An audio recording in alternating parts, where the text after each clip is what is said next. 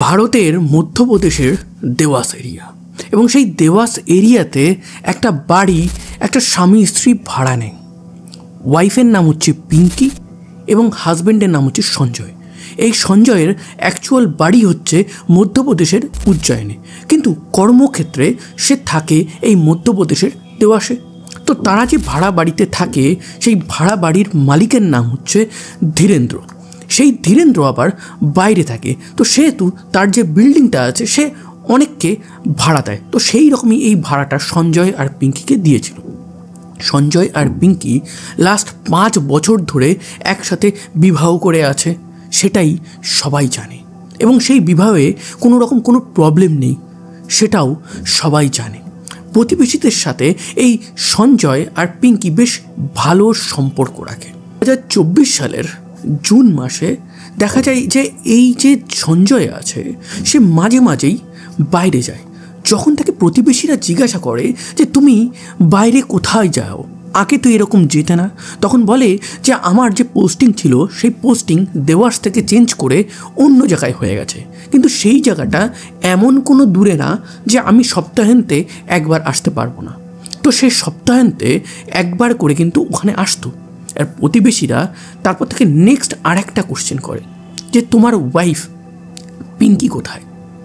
সেই বিষয়ে সে বলে যে পিঙ্কি তাকে আমি উজ্জয়নে আমার মা বাবার কাছে রেখে এসেছি। এইদিকে এই সমস্ত কিছু প্রতিবেশী যখন শোনার পর তারা নর্মালি বিশ্বাস করে নেয়, কিন্তু এইদিকে সঞ্জয় সে একটা অদ্ভুত ডাইলেমার মধ্যে চলে আসে। সে লাস্ট 5 বছর ধরে একটা ডবল লাইফ কাটায়। একদিকে উজ্জয়নে তার একটা লাইফ আছে, আর উল্টো দিকে এই দেওয়াসে তার একটা লাইফ আছে।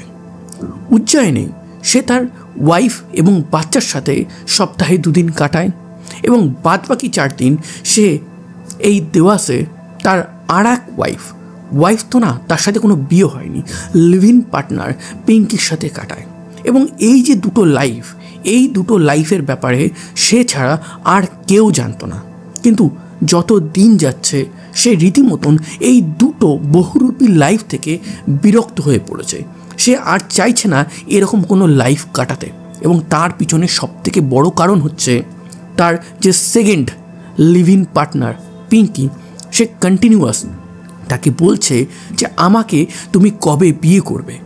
পিঙ্কি তো এতদিনে জানেই না যে অ্যাকচুয়ালি এই যে সঞ্জয় আছে সে বিবাহিত, এবং এইটা নিয়ে প্রত্যেক দিন তাদের মধ্যে কম বেশি টুকটাক ঝামেলা লাগছিল, তাদের সম্পর্কে চিড় ধরছিল। সঞ্জয় শুধু ফুর্তি করার জন্যই এই পিঙ্কিকে রেখেছিল, তার কোনো ইচ্ছাই ছিল না তার ওয়াইফ এবং বাচ্চাকে ছেড়ে এই পিঙ্কির সাথে পার্মানেন্টলি থাকার। এই পিঙ্কির আগেও সম্পর্ক ছিল, সেইটা সময় সন্দেহ করত। তো একদিন এই সঞ্জয় পিঙ্কিকে বলে যে আমি কাজের জন্য উজ্জয়ন যাচ্ছি। তো সেই উজ্জয়নে তার যে ওয়াইফ আছে এবং তার সন্তানরা আছে তাদের কাছে যায়। সেখানে কয়েকদিন থাকার পর তার পুরনো কয়েকটা ফ্রেন্ডের সাথে দেখা করে। সেইখানে তার যে বেস্ট ফ্রেন্ড ছিল যার নাম হচ্ছে বিকাশ, সেই বিকাশকে সে সমস্ত ঘটনা বলে। বিকাশ তার বন্ধুর এই কর্মকাণ্ড শুনে রীতিমতন অবাক হয়ে যায়। সে তো ভাবতেই পারছে না যে তার বাল্যকালের বন্ধু এই রকম কিছু করতে পারে, কিন্তু সে করে ফেলেছে। এবার সঞ্জয় তার কাছ থেকে সাজেশন চাইছে যে আমি এই পরিস্থিতি থেকে কী করে বেরোতে পারি। বিকাশ বলে আমাকে একটু টাইম দে, আমি ভেবে চিনতে তোকে বলছি তুই এইখান থেকে কী করে বেরোতে পারিস। কিন্তু সেই সময় সঞ্জয় একটা তাকে সতর্কবাণী দেয়। সে বলে আমি কিন্তু আমার ওয়াইফকে আর আমার বাচ্চাকে কোনোভাবেই কোনো কিছুতে ছাড়তে পারবো না। বিকাশ বলে তার মানে তুই ডিভোর্স দিতে চাস না, তুই ওর সাথে সংসারও করতে চাস না, জাস্ট ওর থেকে মুক্তি চাস। ঠিক আছে, আমি ব্যবস্থা করছি। তো এই যে সঞ্জয় আছে সে উজ্জয়ন থেকে আবার দেওয়াসে ফিরে আসে পিঙ্কির কাছে।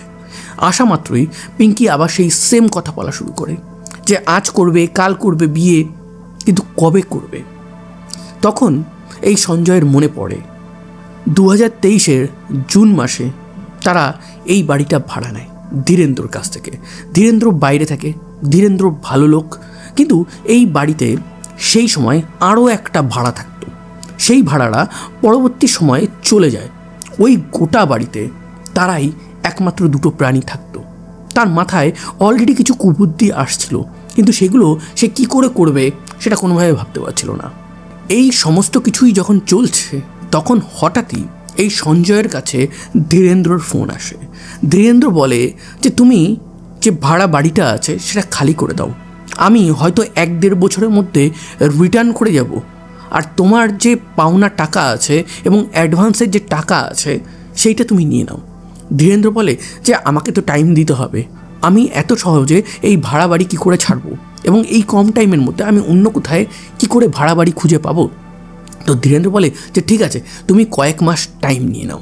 এবং এরপর থেকেই ধীরেন্দ্র ওই বাড়িতে ইরেগুলার হয়ে যায়। কিন্তু সেই ইরেগুলার কেন হয়? যে বাড়িতে সে আর তার লিভ ইন পার্টনার, সবাই জানতো তার ওয়াইফ পিঙ্কি, তারা থাকতো, সেখানে পিঙ্কি কেন উজ্জয়ন গেল? আর কেনই বা সঞ্জয় সেখানে মাত্র সপ্তাহে একবার আসতো, কয়েক ঘন্টা থাকতো অ্যান্ড দেন চলে যেত? আসল ব্যাপারটা হয়েছিল যে তার বন্ধু বিকাশ সে ফোন করে বলে যে এই পিঙ্কিকে সরিয়ে দিতে হবে এই পৃথিবী থেকে, তবেই তোর মুক্তি হবে, নতুবা তোর মুক্তি নেই। তো সেই মোতাবেক তারা প্ল্যান বানিয়ে একদিন হঠাৎই এই বিকাশ সঞ্জয়ের বাড়িতে আসে। সঞ্জয় আর বিকাশ অলরেডি প্ল্যান করে রেখেছিল। ইভেন সঞ্জয় বলে যে আমার একটা চাইল্ডহুড ফ্রেন্ড উজ্জয়ন থেকে আসবে, তো তার জন্য তুমি ভালো খাবার দাবার বানাও। পিঙ্কি সেই মতন রান্নাবান্নাও করে, তারা তিনজনে মিলে খায়। খাওয়ার পর যখন তারা কথা বলছে সেই সময় এই বিকাশ আর সঞ্জয় এই পিঙ্কির উপর ঝাঁপিয়ে পড়ে। পিঙ্কির উপর ঝাঁপিয়ে পড়ে তাকে গলা টিপে হত্যা করে। হত্যা করার পর তার হাত দুটো বাঁধে, তার পা দুটো বাঁধে, বেঁধে ফ্রিজে যতগুলো রেক থাকে সেই রেকগুলো সরিয়ে তার মধ্যে এই পিঙ্কিকে একদম ঢুকিয়ে দেয়, ঢুকিয়ে ফ্রিজে তালা মেরে দেয়। এবং এই সমস্ত কিছু করার পর নেক্সট ডে তারা ওখান থেকে চলে যায়। এবং এরপর থেকে সঞ্জয় আর ওখানে থাকে না, সে উজ্জয়নে চলে গেছে। কিন্তু সে একটা জিনিস মেনটেন করতো, সেটা হচ্ছে যে এই যে রুম আছে সেই রুমে সপ্তাহে বা 2 সপ্তাহে সে একবার ভিজিট করত। তো এইভাবে চলছিল 2024 সালের জুন মাস থেকে। এইভাবে প্রত্যেক সপ্তাহে যখন ভিজিট করতো সবাই খুব একটা সন্দেহ করতো না। কিন্তু ধীরেন্দ্র এবার তার ধৈর্য আর ধরছিল না। এই বাড়ির মালিক কন্টিনিউয়াস সঞ্জয়কে বারবার বলছিল যে তুমি ঘরটা খালি করো। তখন সঞ্জয় বলে যে আমি ঘর থেকে অনেক কিছুই খালি করে নিয়েছি, আমি আর আমার ওয়াইফ পিঙ্কি আমরা অন্য জায়গায় শিফট হয়ে গেছি, কিন্তু আমার কিছু জিনিসপত্র ওখানে আছে। যতদিন না আপনি ওখানে আসছেন বা আপনার অন্য কোনো ভাড়া ওখানে না আসছে ততদিন ওই জিনিসপত্রগুলো ওখানে থাক।